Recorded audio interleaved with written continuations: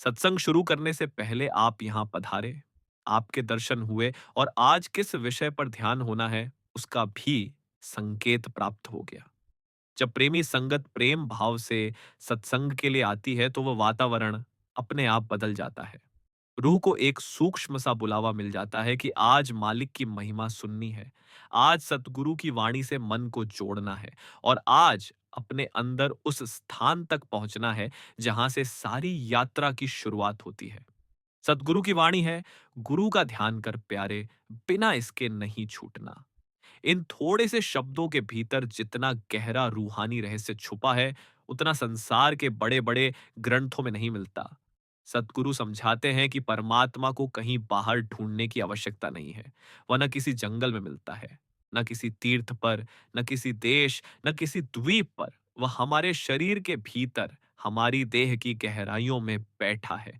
महापुरुष समझाते हैं कि यदि कोई प्रयोगशाला है जिसमें प्रवेश करके मालिक तक पहुंचा जा सकता है, तो वह मनुष्य का शरीर है।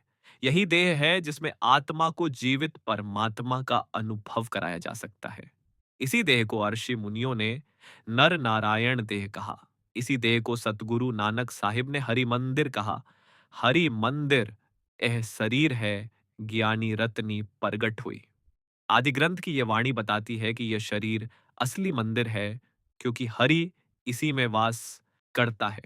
बाहर के बनाए हुए मंदिर पत्थर के हैं, लेकिन यह देह मालिक द्वारा बनाई हुई है। बाहर पत्थर के मंदिरों में कोई ज्ञान नहीं खुलता, कोई रूहानी अनुभव नहीं होता, लेकिन इस शरीर के भीतर प्रवेश करते ही वह प्रकाश प्रकट होता है, जो युगों से आत्माओं को जगाता आया है। सदगुरु समझाते हैं कि हमारा रूहानी सफर पैर के तलवे से नहीं, बल्कि दोनों आंखों के पीछे से शुरू होता है। शरीर में दो हिस्से हैं, आंखों के नीचे इंद्रियों और मन का संसार, और आंखों के ऊपर आत्मा और शब्द का संसार। ध्यान और सुमिरन के द्वारा हमें अपने फैलते हुए ख्याल को वापस आंखों के पीछे इकट्ठा करना है। हमारा ख्याल दिन भर जैसे फैलता है, वैसा किसी तेज हवा में उड़ते धुएं के समान होता है। कभी वो बच्चों की ओर जाता है, कभी घर परिवार की ओर, कभी दुकान की ओर, कभी किसी चिंता की ओर, कभी किसी चाह की ओर। मन को किसी ना किसी चीज का सुमिरन करने की आदत पड़ चुकी है। यही कारण है कि महात्मा कहते हैं कि मन तो सुमिरन करता ही रहेगा, चाहे अच्छा करे या बुरा, चाहे संसार का करे या परमात्मा का। दिन भर जो विचारों की आदत पड़ चुकी है, उसी को महात्मा कहते हैं कि इसे नाम के सुमिरन की ओर मोड़ दो। जिस जिसका हम सुमिरन करते हैं, रात को भी सपनों में वही आ जाता है। जिस जिसका ध्यान करते हैं, अंतिम समय में भी वही रूप आंखों के आगे खड़ा होता है। जहां आसा, तहां वासा। जिसके प्रति मोह, उसी की तरफ जाने की प्रवृत्ति बन जाती है। यही मोह रूह को बार बार जन्म और मृत्यु के चक्कर में फंसाता है। और यह मोह पैदा किसने किया? ध्यान ने, सुमिरन ने। परंतु किसका सुमिरन? संसार का। किसका ध्यान? नाशवान वस्तुओं का। सदगुरु समझाते हैं कि मन को सुमिरन की आदत पड़ी है और इसी आदत से लाभ उठाना है। जिस चीज को ध्यान से काटना हो, उसी चीज का ध्यान लगता है। मतलब ध्यान को ध्यान ही काटेगा और सुमिरन को सुमिरन ही काटेगा। अगर दुनिया के विचार हटाने हैं, तो मालिक के नाम का सुमिरन करना पड़ेगा। अब प्रश्न उठता है कि ध्यान किस पर करें? दुनिया की किस चीज का ध्यान करें? हर चीज नाशवान है, 5 तत्वों से बनी है। महात्मा कहते हैं कि कोई फूल पत्ती, कोई वृक्ष, कोई पहाड़, कोई नदी, ये सब हमारे ध्यान के योग्य नहीं, क्योंकि इनका ध्यान करने से आत्मा उन्हीं तत्वों की पकड़ में आ जाती है। पक्षियों का ध्यान करने से पक्षियों की योनि में जाना पड़ेगा। जानवरों का ध्यान करने से जानवर बनना होगा। मनुष्य का ध्यान करने से मनुष्य योनि में फंसना पड़ेगा। मालिक का स्वरूप कैसा है, किसी ने नहीं देखा। जिसे हमने देखा ही नहीं, उसका ध्यान कैसे करें? फिर हमारे पास ध्यान के लिए क्या बचता है? सद्गुरु समझाते हैं कि ध्यान उस पर नहीं टिकता जो आंखों से नहीं देखा। मन को स्वरूप चाहिए, कोई रूप चाहिए। इसलिए मालिक ने करुणा करके सतगुरु का स्वरूप भेजा। सतगुरु वह शक्ति है जो स्वयं शब्द से जुड़ी हुई है। सदगुरु महाराज सावन सिंह जी कहा करते थे कि जैसे एक कमरे में बहुत से रेडियो रख दें, पर उन्हें बिजली से न जोड़ें तो कोई आवाज नहीं आएगी। पर यदि बिजली के करंट से जोड़ दें तो हर देश की खबरें पकड़ सकते हैं। उसी तरह संसार के लाखों मनुष्य हैं, पर उनका संबंध परमात्मा से नहीं जुड़ा। सदगुरु वे रेडियो हैं जो हमेशा मालिक की धुन से जुड़े रहते हैं। उनका स्वरूप ध्यान करने का उद्देश्य यही है कि उनके रूप का ध्यान करते करते हमारी रूह भी उस शब्द की धुन से जुड़ जाए। गुरु नानक साहिब ने फरमाया, सबद गुरु सुरति धुनि चेला, कि असली गुरु शब्द है, और जो शब्द से श्रुति जोड़ ले वही सच्चा चेला है। सदगुरु का बाहरी स्वरूप सिर्फ इतना काम करता है कि वह हमारा ध्यान शब्द की ओर लगा देता है। भीतर का सदगुरु शब्द रूप में मौजूद है और वही रूह को ऊपर ले जाता है। गुरु साहिब ने कहा, गुर की मूरति मन महि ध्यान, कि सदगुरु का स्वरूप मन में रखना है, ध्यान को उसी पर टिकाना है, ताकि ध्यान शब्द की ओर पलट सके। जब ध्यान आंखों के पीछे टिकता है तो धीरे धीरे मन नीचे की तरफ भागना छोड़ देता है। लेकिन यह आसान नहीं। सदगुरु समझाते हैं कि ध्यान जैसे ही आंखों के पीछे टिकना शुरू होता है, मन बार बार इंद्रियों की ओर भागता है। कभी नीचे जाता है, कभी बाहर जाता है। जैसे एक बच्चा मां की गोद में टिकना सीखता है, वैसे ही ध्यान को भी अभ्यास से आंखों के पीछे टिकने की आदत पड़ती है।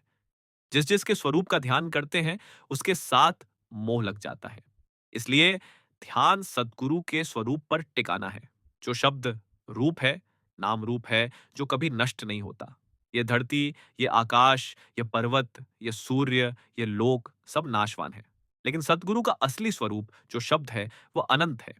जिसने अपने ध्यान को शब्द से जोड़ लिया, वो मुक्ति के रास्ते पर चल पड़ा। महात्मा समझाते हैं कि जैसे समुद्र में लहर उठती है और फिर समुद्र में ही समा जाती है, वैसे ही सतगुरु का स्वरूप सतनाम के समुद्र की एक लहर है। वह दुनिया में आता है, नाम का प्रकाश देता है, जीवों को जोड़ता है और रूह को साथ लेकर उसी समुद्र में समा जाता है। और जो आत्मा उस शब्द की लहर से जुड़ जाए, वह भी उसी में समा जाती है। इसीलिए कहा गया है, हरि का सेवक सो हरि जासा। सदगुरु की कृपा और मालिक की दया जब जीव के जीवन में उतरती है, तब आत्मा को यह समझ आने लगती है कि संसार में जो कुछ दिखाई दे रहा है, वह सब केवल एक क्षण भंगुर मेले की तरह है। मस्तक में जो कुछ लिखा हुआ है, वह अपने पूरे पूरे फल के साथ सामने आकर खड़ा होता है। जीव चाहे कितना भी समझदार क्यों ना बन जाए, चाहे कितना भी अपने कर्मों से भागना चाहे, मगर मस्तक में लिखे हुए कर्मों का हिसाब किताब तो देना ही पड़ता है। ये संसार का नियम नहीं, बल्कि आत्मा का अपना नियम है, जिसके अनुसार हर जीव को अपने किए हुए कर्मों को भुगतना ही पड़ता है। लेकिन सदगुरु फरमाते हैं कि अगर आत्मा नाम की कमाई करती है, अगर प्रेम और भक्ति के साथ अपने सदगुरु द्वारा दिए गए नाम का अभ्यास करती है, तो मालिक की दया और मेहर ऐसी होती है कि हमारी सूली को सूल बना देता है। यानी भारी से भारी दर्द को हल्का कर देता है, कठिन से कठिन कर्मों को सहज बना देता है, और आत्मा उन कर्मों का हिसाब खुशी खुशी दे सकती है। जिस आत्मा के भीतर नाम की कमाई पैदा हो जाती है, उसे फेरों का डर नहीं लगता। वो ये समझ जाती है कि मालिक दयालु है, करुणामय है, और वह हर हालत में अपनी आत्मा को संभालने वाला है। सदगुरु कहते हैं कि मालिक की भक्ति केवल मालिक को पाने के लिए करनी है। दुनिया के ग्राहक बनकर, रचना के ग्राहक बनकर, बेटों बेटियों के ग्राहक बनकर, धर्मों या देशों की मान बढ़ाई के ग्राहक बनकर, धन दौलत और प्रतिष्ठा के ग्राहक बनकर भक्ति करने से भक्ति फल नहीं देती, क्योंकि ऐसी भक्ति में आत्मा की नीयत साफ नहीं होती। भक्ति केवल तब फल देती है जब आत्मा की चित्त वृत्ति केवल मालिक से मिलने में लगी हो, उसके सिवा किसी वस्तु में दिल न अटका हो, और मन के भीतर केवल एक लालसा हो, उस मालिक के चरणों में पहुंचने की। सदगुरु समझाते हैं कि अगर इच्छाएं और तृष्णाएं लेकर मालिक की भक्ति करेंगे, तो उन इच्छाओं और तृष्णाओं को पूरा करने के लिए फिर उसी जगह जन्म लेना पड़ेगा जहां वे इच्छाएं पूरी हो सके। अगर किसी को धन की तृष्णा है, प्रतिष्ठा की तृष्णा है, सुंदरता या ताकत की इच्छा है, तो उससे भक्ति नहीं होती, बल्कि मन और गहरा संसार में फंसता चला जाता है। इच्छाएं और तृष्णाएं कभी किसी की पूरी नहीं हो सकती। हजारों वर्ष के इतिहास में, संतों की शिक्षाओं में किसी ने भी यह नहीं कहा कि उसकी तृष्णाएं पूरी हो गईं और मन शांत हो गया। इसलिए सतगुरु समझाते हैं कि मालिक की भक्ति केवल मालिक से मिलने के लिए करनी है, न कि दुनिया में कोई नाम बनाने के लिए, न लोगों से प्रशंसा लेने के लिए, न अपने सांसारिक काम चलाने के लिए। आज संसार में बहुत लोग ऐसे भी दिखाई दे जाते हैं जो भक्ति को अपने स्वार्थ के लिए करते हैं। लोगों से माथे टिकवाने के लिए, अपने लिए एक अलग पहचान बनाने के लिए, नाम कमाने के लिए, या अपनी कोई मनोकामना पूरी करवाने के लिए। लेकिन सतगुरु स्पष्ट रूप से समझाते हैं कि ऐसा करना आत्मा का घाटा है। कुछ लोग बाहरी दिखावे से तो भक्त दिखते हैं, परंतु अंदर से उनका दिल दुनियावी इच्छाओं से भरा होता है। ऐसे व्यक्ति शायद दुनिया को थोड़ा बहुत धोखा दे सके, लेकिन परमात्मा को कभी भी धोखा नहीं दे सकते, क्योंकि वह तो हमारे भीतर बैठा है। हमारे मन में चलने वाले हर विचार को वह जानता है, हर भावना को समझता है, हर इरादे को पहचानता है। इसलिए भक्ति को दिखावा बनाकर चलना आत्मा के लिए नुकसान है। धोखा हमेशा अपने आप को ही दिया जाता है, मालिक को कभी नहीं। सदगुरु फरमाते हैं कि करामातों में नहीं फंसना, क्योंकि करामातें आत्मा के मार्ग में एक बड़ा रोड़ा बन जाती हैं। करामातें अहंकार को बढ़ाती हैं, मन में यह भावना पैदा करती है कि हम कुछ बन गए हैं, और यही भावना आत्मा को रास्ते से हटा देती है। संत महापुरुष हमेशा कहते आए हैं कि भक्ति को इश्तिहार नहीं बनाना चाहिए। उसे बाजार में कोड़ियों की तरह खड़काते नहीं फिरना चाहिए। भक्ति को अपने दिल के भीतर हजम करना चाहिए। जितना अंदर हजम करेंगे, उतनी ही सतगुरु की दया और मेहर बढ़ती जाती है। सतगुरु कभी यह नहीं चाहते कि बाहरी दुनिया में हम दिखावा करें। भक्ति का फल अंदर मिलता है, मन की चुप्पी में, ध्यान की खामोशी में, प्रेम की गहराई में। नाम की कमाई का अर्थ यह है कि जो समय सतगुरु ने दिया है, सुबह शाम या जब भी ध्यान का समय हो, उसे पूरी निष्ठा और श्रद्धा से पूरा करें। जितना मन टिक जाए, उतना अभ्यास करें। मन अगर भटकता भी है, तो भी अभ्यास छोड़ना नहीं है, क्योंकि अभ्यास ही आत्मा का असली धन है। संसार का धन संसार में ही रह जाता है, लेकिन नाम की कमाई आत्मा के साथ जाती है। सदगुरु जब नाम देते हैं, तो वह नाम आत्मा की सुरंग खोल देता है। उसके बाद जब मन अभ्यास करता है, तो धीरे धीरे भीतर प्रकाश बढ़ता है, सूरत ऊपर उठती है, और जीव अपने अंदर उस मालिक की झलक पाने लगता है। यही नाम की कमाई है। सदगुरु कहते हैं कि जीव को अपने भीतर इस तरह से भक्ति जमा करनी चाहिए कि संसार की आंधी भी उसे हिला न सके। दुनिया हजारों प्रलोभन लेकर आएगी, महिमा, मान बढ़ाई, शक्ति, यश, सिद्धियां, करामातें, लेकिन सतगुरु का मार्ग सीधा और साफ है। वह इस मार्ग में न कोई दिखावा है, न कोई आडंबर, केवल प्रेम, श्रद्धा और समर्पण है। सतगुरु जीव को अपने प्रेम से खींचते हैं, जीव की मजबूरी को देखकर उस पर मेहर करते हैं, उसके बीते हुए कर्मों को सहारा देकर हल्का करते हैं, और उसको उस राह पर लेकर चलते हैं जहां आत्मा को मालिक की झलक दिखाई देने लगती है। भक्ति का असली रूप तभी निकलता है जब दिल में न कोई आशा हो, न कोई तृष्णा, न कोई मांग, जब केवल एक भावना हो कि मालिक जैसा चाहे वैसा करे, सदगुरु जैसा मार्ग दिखाए उसी पर चलना है। चाहे कठिनाई आए, चाहे सहजता आए, हर हालत में भक्ति को निभाना है। सतगुरु की रजा को स्वीकार करना ही भक्ति है। यह आसान नहीं होता, परंतु यही आत्मा की असली परीक्षा है। बहुत बार दुनिया के लोग कहते हैं कि भक्ति करने से फल क्यों नहीं मिलता, लेकिन सद्गुरु समझाते हैं कि फल का अर्थ बाहरी परिवर्तन नहीं है। फल का अर्थ अंदर की शांति है। फल का अर्थ यह है कि मन धीरे धीरे शांत होने लगे, इच्छाएं कम होने लगे, तृष्णाएं मंद पड़ने लगे, और आत्मा भीतर की ओर खिंचने लगे। जब यह परिवर्तन शुरू हो जाता है, तो पता लग जाता है कि सद्गुरु की दया चल रही है। आत्मा को संसार में जो भटकन मिली है, वह मन के कारण मिली है। मन हर समय किसी न किसी बाहरी वस्तु से आकर्षित होता रहता है। कभी धन से, कभी मान से, कभी लोगों की प्रशंसा से, कभी परिवार से। मन का यही भटकाव आत्मा को नीचे गिराता है। सद्गुरु चाहते हैं कि आत्मा मन को जीत ले, मन की चाल को पहचान ले और धीरे धीरे अपने ध्यान को सद्गुरु की ओर केंद्रित कर दे। संत बताते हैं कि संसार में जो भी गुण हैं वे सब उधार के हैं, केवल मालिक का नाम ही अपना है, क्योंकि वही नाम जन्म जन्मांतर में साथ जाता है। जीव का शरीर बदलता है, रिश्ते बदलते हैं, परिस्थितियां बदलती हैं, सांसारिक पहचान बदलती है, लेकिन नाम की कमाई आत्मा के साथ रहती है। इसलिए सतगुरु बार बार कहते हैं कि नाम को संभालो, अभ्यास को कम मत करो, भक्ति को हल्का मत समझो। जब कोई जीव सच्चे मन से भक्ति करता है तो उसकी जिंदगी में धीरे धीरे एक अदृश्य परिवर्तन आने लगता है। उसका चेहरा शांत होने लगता है, उसकी वाणी नम्र होने लगती है, उसके आचरण में मिठास आने लगती है। यह बदलाव दिखावा नहीं होता, बल्कि भीतर की जागृति होती है। सद्गुरु की दया के बिना यह संभव नहीं।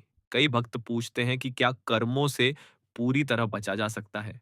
सद्गुरु समझाते हैं कि कर्मों से बचना संभव नहीं है, लेकिन कर्म हल्के हो सकते हैं। नाम की कमाई जितनी बढ़ेगी, कर्म उतने हल्के बनते जाएंगे। जैसे भारी बोझ किसी मजबूर आदमी को बिल्कुल थका देता है, लेकिन वही बोझ अगर दो आदमी उठाए या कोई शक्तिशाली व्यक्ति उठाकर सहायता कर दे तो बोझ हल्का लगने लगता है। इसी प्रकार सद्गुरु आत्मा के कर्मों को अपनी मेहर से हल्का कर देते हैं। सद्गुरु का मार्ग जीव को भीतर ले जाने वाला मार्ग है। यह मार्ग आंखों से दिखाई नहीं देता, लेकिन दिल से महसूस होता है। जब जीव का दिल मालिक के प्रेम से भरने लगता है, तो वह संसार की चीजों में रस नहीं पाता। मन में एक खिंचाव बनने लगता है, जो आत्मा को ध्यान में बैठने के लिए मजबूर करता है। ये खिंचाव सतगुरु की दया है।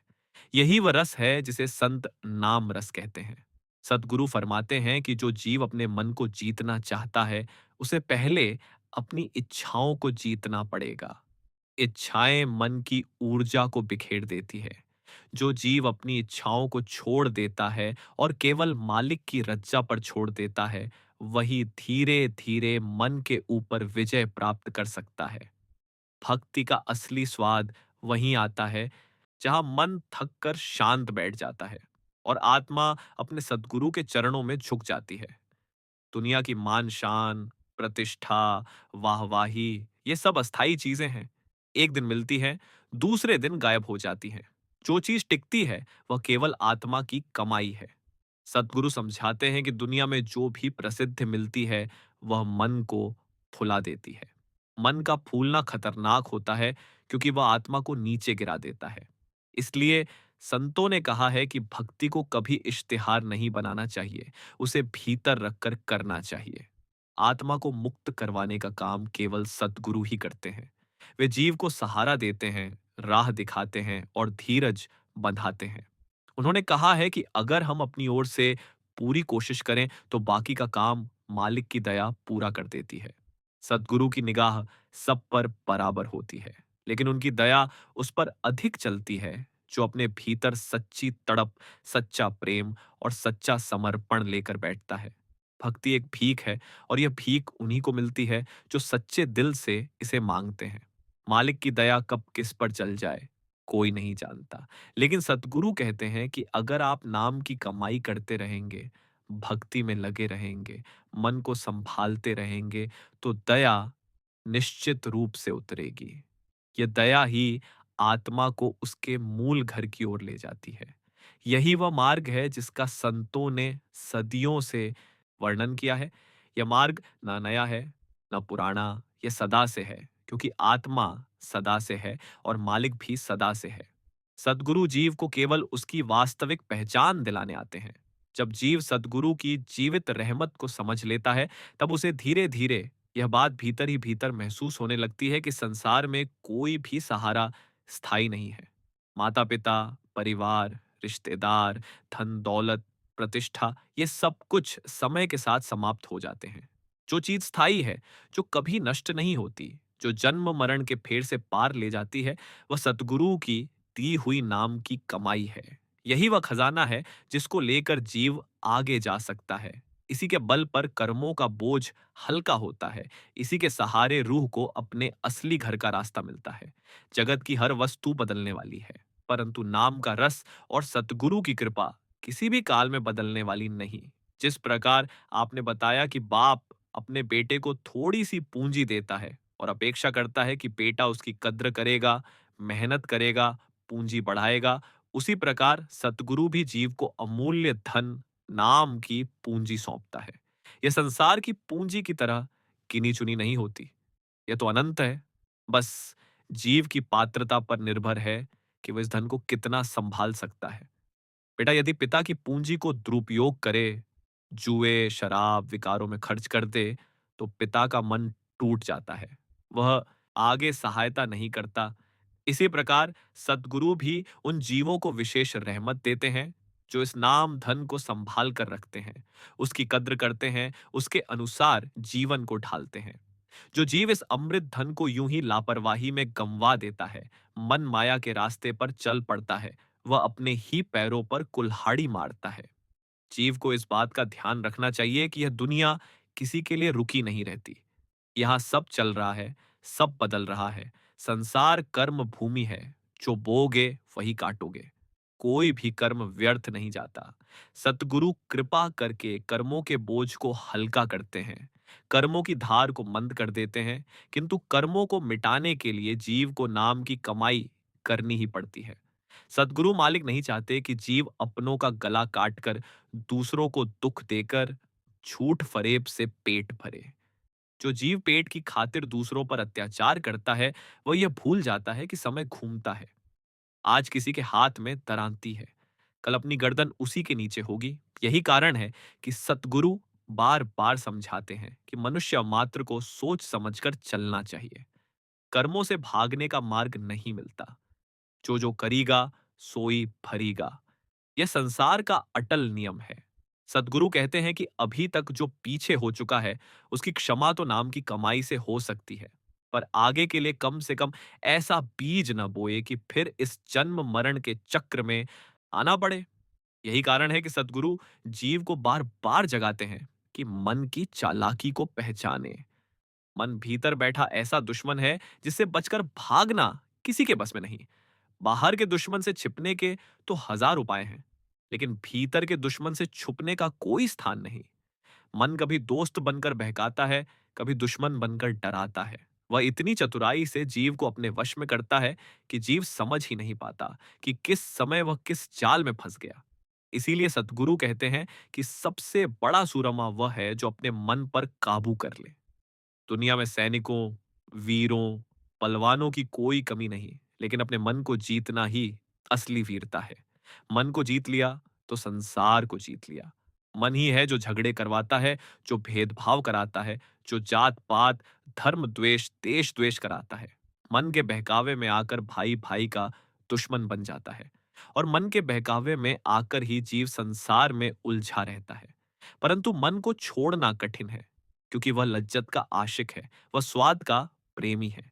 जब तक उसे ऊंची और निर्मल लज्जत, नाम की लज्जत न मिले, वह दुनिया के भोगों को छोड़ने के लिए तैयार नहीं होगा। छोटे बच्चे गुड़ियों गुड्डों से खेलते हैं, पर विवाह होने पर वे सब भुला देते हैं, क्योंकि उन्हें एक नया बड़ा प्रेम मिल जाता है।